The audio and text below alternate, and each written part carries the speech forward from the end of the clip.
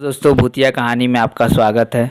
आज मैं आपको दो खौफनाक कहानियाँ सुनाने वाला हूँ। हमारी पहली कहानी एक फॉरेनर के रूप में आई एक चुड़ैल की है। तो चलिए बढ़ते हैं अपनी पहली कहानी की ओर।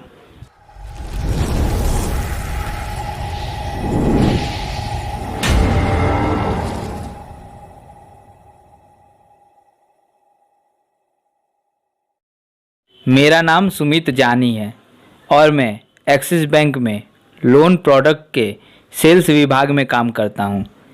मैं मथुरा का निवासी हूँ, पर जॉब की वजह से जयपुर में रहता हूँ।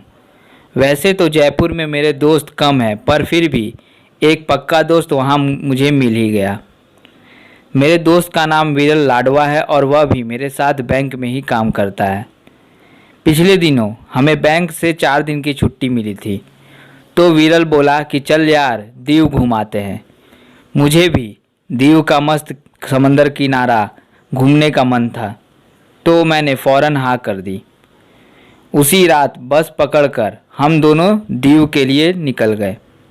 होटल तो ऑनलाइन बुक कर लिया था, तो फ़ौरन वहाँ जाकर फ्रेश हो गए। रात की सफ़र की थकान उतार कर 1 आध घंटे में हम समंदर की ओर लटार मारने के लिए निकल पड़े। छुट्टियों का सीज़न था, तो समंदर पर फॉरेनर्स की भरमार थी। छोटे छोटे कपड़ों में फिरंगी सैलानी मगरमच्छ की तरह रेत पर पड़े पड़े सुबह की नरम धूप सेक रहे थे। मैं और विरल दो यह नज़ारा देखकर खुशी से झूम उठे। ऐसा लग रहा था कि जैसे मैं जन्नत में हूँ। घूमते घूमते हमारी नज़र धूप सेक रही एक गोरी चिट्टी जवान लड़की पर पड़ी। शायद वह अकेली थी। विरल बोला कि चल यार उससे दोस्ती करते हैं। मेरा मन तो नहीं किया, पर मेरा फ्रेंड माना ही नहीं। वह मुझे खींचकर उसके पास ले गया। अलग थलग कम कपड़ों में लेटी हुई फॉरेनर लड़की के पास जाते ही मुझे अजीब सी अकड़न महसूस होने लगी। शायद मेरा मन कह रहा था कि जल्दी से इससे दूर हो जा, लेकिन विरल तो वहीं शुरू हो गया। उसको बुलाने की कोशिश करने लगा और पास बैठे बैठे उसे घूरने लगा। कुछ ही देर में वह लड़की भी हमारी ओर देखने लगी। उसने विरल को जवाब तो नहीं दिया, पर हंसकर वहाँ से खड़ी हो गई और अपना ओवरकोट पहन लिया। फिर वो वहाँ से चलती बनी। तभी अचानक मेरी नज़र उस रेत पर पड़ी जहाँ पर वह लड़की लेटी हुई थी। उस जगह रेत के अंदर से काला गड्ढा हुआ था और वहाँ से धुआं निकल रहा था।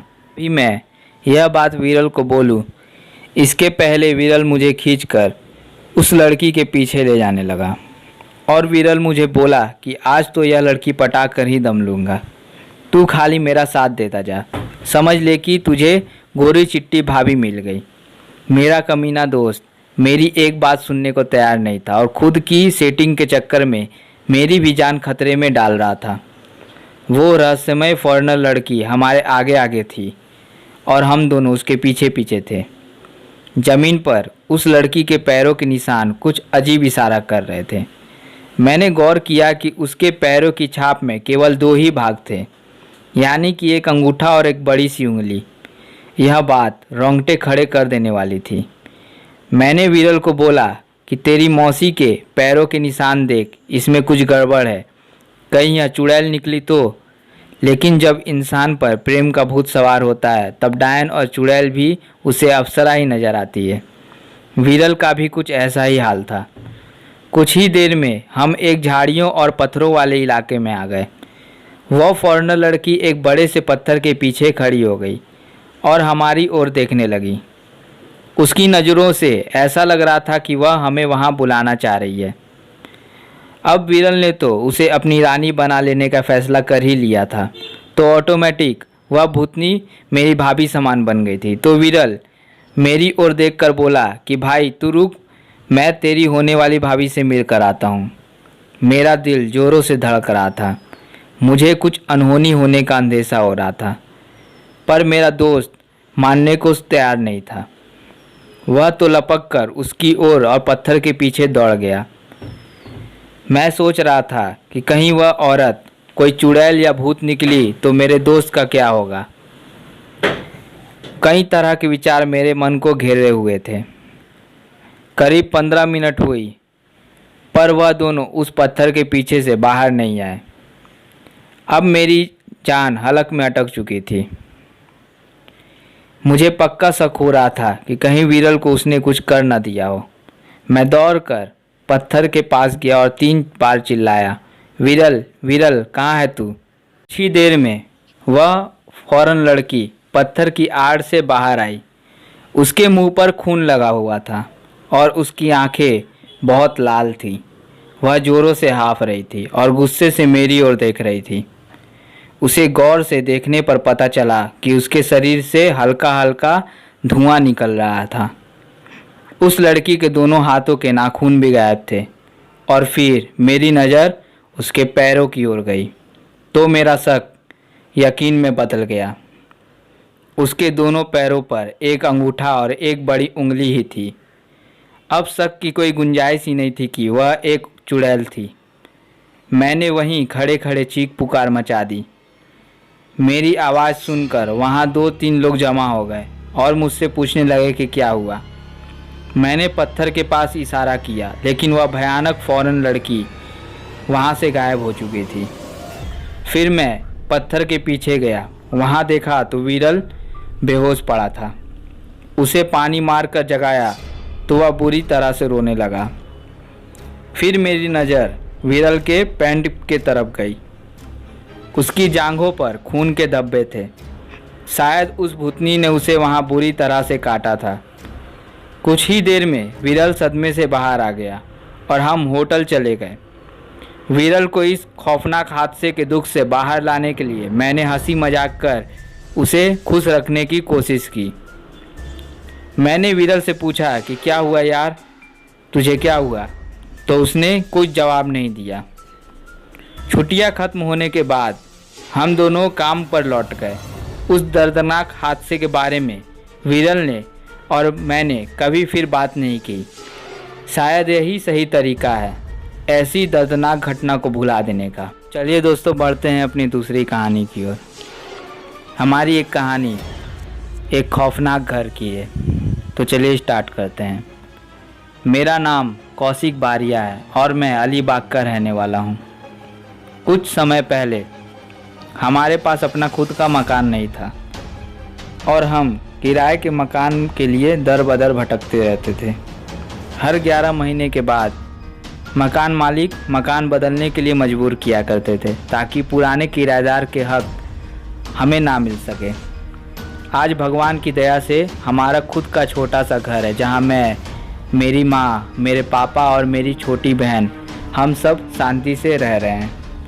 मैं आज उस किस्से के बारे में बताने जा रहा हूँ जब पिछले दिनों हम दरबारगढ़ इलाके में किराए पर रहने गए थे। भगवान जानता है कि उस किराए के मकान में हमने क्या आतंक भोगा था। मेरा परिवार उस जानलेवा माहौल से जिंदा वापस आ पाया, यह भी कुदरत का एक करिश्मा ही है। वरना मुझे तो उन दिनों यही लगता था कि मेरा परिवार उस खौफनाक प्रेतों की बलि चढ़ जाएगा। मुझे याद है कि उस दिन हम ट्रक में सामान भरकर दरबारगढ़ पहुंचे थे और हम सब रिक्शा में गए थे। जैसे ही हम घर के आंगन में पहुंचे तो मुझे अजीब सी बेचैनी होने लगी। कुछ ही देर में मजदूरों में पूरा सामान घर में लगा दिया और माँ और दीदी घर सजाने में लग गए। मेरी नज़र घर के दरवाजे पर टिकी थी। वहाँ मुझे कुछ अजीब सा धागा नज़र आया था। मैंने फ़ौरन वहाँ जाकर देखा तो वह धागा एक सफ़ेद धागा था जो पूरी तरह से ताज़े खून से सना हुआ था। यह सब देखकर मेरे तो रोंगटे खड़े हो गए। मैंने फ़ौरन पापा को बताया। हम सब ने पूरे घर की तलाशी ली तो पूरे घर में ऐसे खून सने धागे मिलने लगे। हॉल में भी ऐसे धागे और सड़े मांस के छोटे टुकड़े मिलने लगे। मकान मालिक के मुताबिक वह घर पिछले 3 महीनों से बंद पड़ा था।